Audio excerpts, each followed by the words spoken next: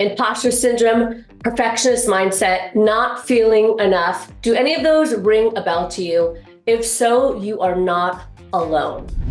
Hi everyone, my name is Natalina Nasruddin. I'm the CEO and founder of Rise Up For You, and welcome to Rise Up For You TV. If you resonated with any of those three categories that I mentioned earlier, it's probably because you're struggling with self-confidence. And again, you are not alone. 83% of professionals in the workplace, working professionals, mind you, say that self-confidence is their number one challenge.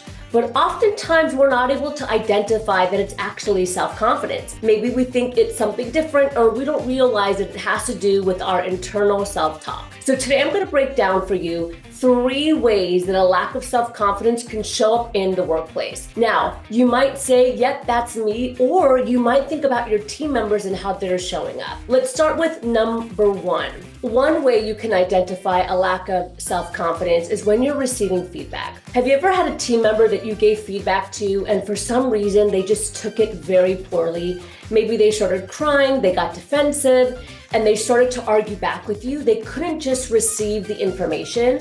Or perhaps you were in a similar situation where your leader was giving you feedback on a project or an email or a meeting, and in your mind, all you can do is think about how you weren't good enough and that you were going to lose your job. This is a clear indication of a lack of self-confidence in the workplace. Oftentimes when we don't feel like we're enough, or if we don't feel like we're doing a good job or that we're adding value, when we receive feedback, the feedback becomes about us versus about the project or the thing that we're actually getting the feedback on. So it's really, really important to understand that self-confidence sometimes can put us in a place of defensiveness if we aren't careful to grow the self-confidence skill and recognize and decipher what feedback is about us and what feedback is about the project or the thing that we're working on in the workplace. Number 2, ways that we can see where self-confidence can get in the way. Let's say that you're a leader and it's your job to now grow your team and lead your team and actually create a succession plan for leadership.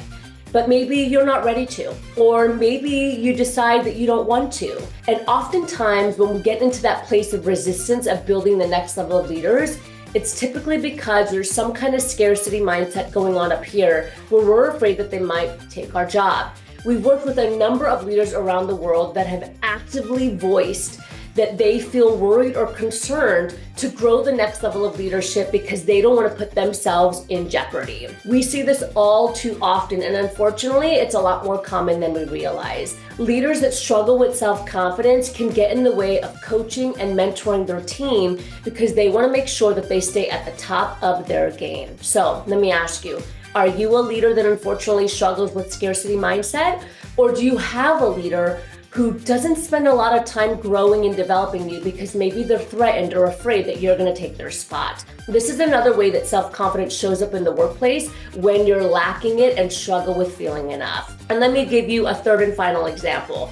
And just to be clear, there's a lot more, but I'm just going to share 3 with you today. Let's say there's a new opportunity that arises in your company where you can ask for a job promotion, or there's a new job role that's opened up that you want to apply for. Now, you have a majority of the skills, you know you can do the job, but you recognize that there's a couple things on that resume or that job description that maybe you don't have or that you don't feel like you're ready for. So instead of putting your best foot forward, instead of applying, instead of inquiring about the position and letting them know that you're interested in this opportunity, you take a step back and you decide not to move forward because you don't have all the answers and you're not 100% perfect. This is what we call perfectionist mindset, which is a confidence crusher. When we feel like we need to be perfect, it can create procrastination, it can create delay, and it can prevent us from seeking out opportunities that may be a really good fit for us. Perfectionist mindset, it cancels self-compassion and it makes a lot of pressure and puts a lot of pressure on you to be 100% perfect, which you and I know is just not realistic. So instead of growing in your career and thriving and building the relationships and climbing the career ladder like you'd like, you actually sabotage yourself and take a step back because you don't think that you are ready.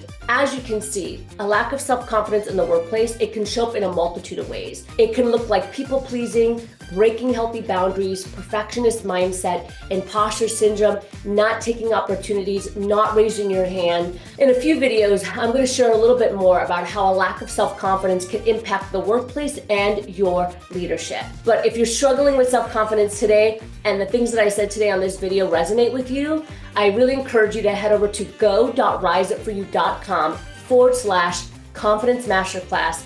And I have a free masterclass there for you, which can help you elevate your confidence in the workplace and in your overall life. Again, my name is Natalina Nasruddin. I'm the CEO and founder of Rise Up For You. Welcome again to Rise Up For You TV. If you haven't already, make sure you click subscribe, and I'll see you next time.